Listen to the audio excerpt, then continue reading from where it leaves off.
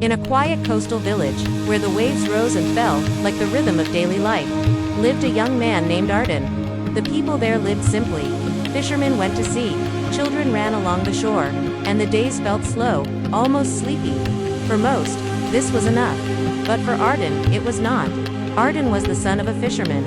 His father had spent his whole life in the same village, waking before sunrise, sailing into the open sea, and returning with whatever the ocean allowed. Arden respected his father deeply, but inside him burned a fire, a desire to change his life, to rise beyond the horizon he saw each day. One evening, sitting by the shore, Arden spoke to his father. "Father," he began carefully, "I want to go to the city. I want to try my luck there, to build a better future." His father didn't answer right away. The wind blew softly, and the orange sky reflected across the water. Finally, he nodded. "The sea has taught me something, Arden. If a man does not dare to sail, he will never discover new waters. Go, but remember your home. Remember who you are." Arden bowed his head. "I will, Father." The next morning, before the first light crawled over the sea, Arden packed a small bag and boarded a bus. The journey was long. The city was a shock, loud, crowded, and full of strangers. The smell of smoke replaced the smell of the ocean. Towering buildings blocked the sky. It felt overwhelming, and for a moment, Arden questioned if he had done the right thing. He found a tiny boarding room to rent, just big enough for a mattress and a single window that barely caught sunlight. Arden began his search for work, but finding a job in the city was not easy. He walked from shop to shop, factory to factory, market to market. Some turned him away immediately. Some listened politely before saying no. Some didn't even look up when they refused him. Days turned into weeks. His small savings grew thinner. He ate less and worried more. Loneliness was a constant companion. Yet, he did not give up. He held on to his father's words like a lifeline. Finally, he found a job at a small food stall owned by a kind, middle-aged woman named Aunt Rena. The stall was located in front of an office building, always busy at lunchtime. Arden's work was hard. He washed dishes, wiped tables, carried heavy supplies, and sometimes helped cook. His hands grew rough, and his feet often ached, but he was grateful. For the first time in a long time, he felt a flicker of hope. Aunt Rena saw that Arden worked with sincerity. She noticed his quiet determination and the honesty in his eyes.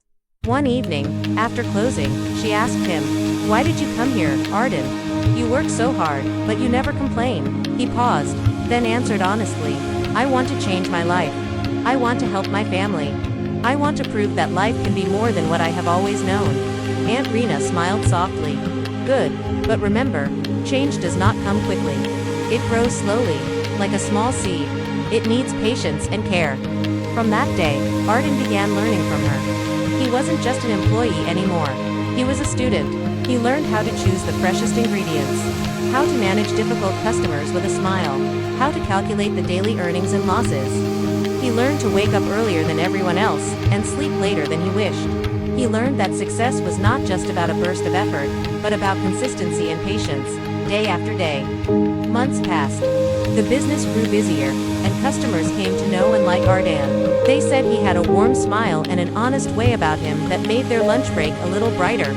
Some mornings, when he was exhausted, he thought about giving up and returning to the familiar comfort of his village. But then he remembered his father's words, "If a man does not dare to sail, he will never discover new waters." And so, he kept going. One day, a strong storm hit the city. The wind howled and the rain fell in sheets. The outdoor stalls were hit hard, including Aunt Rena's. The storm shattered its simple wooden frame. The cooking table collapsed, and all the fresh ingredients were ruined. Many of the other vendors, seeing the destruction, decided to close for good. Aunt Rena sat silently amidst the wreckage, tears forming in her eyes. Her only source of income was destroyed. The sight of her despair stirred something inside Arden. The same fire that had pushed him to leave his home was now urging him to act. "Aunt," he said, his voice firm with a newfound strength, "we can rebuild. We may not have much, but we can start again. I will help you." With a powerful sense of determination, Arden worked day and night to repair the stall. He asked neighbors for leftover wood. He fixed the broken tables, washed every piece of equipment that could still be used, and even painted the stall himself to give it a fresh start. His hands were sore, his back hurt, and he barely slept, but he kept going. He was fueled by a purpose greater than himself. After several long days, the stall stood again simple, but strong. When customers slowly returned, they heard the story of how Arden had single-handedly rebuilt it. They respected his resilience and loyalty. Word spread, and the stall became even more popular than before. People came not just for the food, but to support the young man who refused to be defeated. Business grew. Aunt Rena, seeing his unwavering spirit, trusted Arden completely. She eventually made him a partner, not just an employee. Together, they made the stall a local landmark. Years later, Arden opened his own small restaurant. It wasn't fancy, but it was warm and always filled with the smell of good food and hope. People came not only to eat, but to feel a sense of comfort and inspiration in their hearts. The story of the boy from the sea was whispered among the tables. Arden never forgot where he came from. One morning, he returned to his village. The ocean breeze touched his face like an old friend. His father was sitting by the shore, just like the day Arden had left so many years ago. Arden sat beside him and whispered, "I have found new waters, father." His father placed a firm, weathered hand on his shoulder. His eyes, full of pride, met Arden's.